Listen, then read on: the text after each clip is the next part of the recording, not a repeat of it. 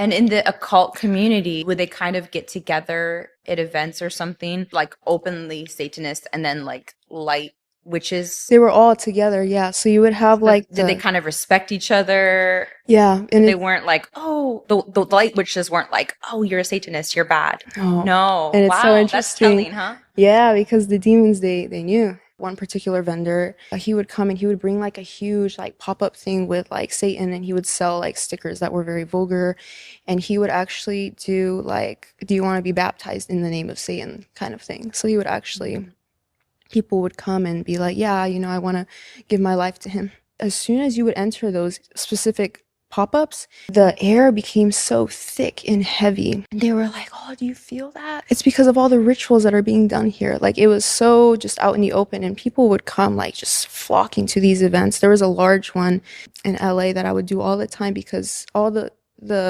people that organized, they knew my shop, so they wanted me there. There were actually huge like principalities over the occult community. Like, they were on like kind of like over them, and then they would send smaller ones like to the particular witches, and they all communicated with each other like almost like a web, all the demons working together. There was so much paranoia in that community. They're like, oh, this witch is sending me something, or the evil eye stuff. And it was actually the demons doing that, and the demons would kind of whisper in their ears. So they thought they were their gods, their goddesses, deities, spirit guides.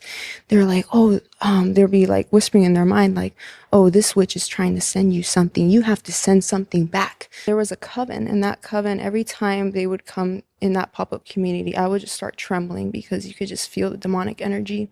And one of their faces was completely burned, and it was an accidental fire. Because that's what happens.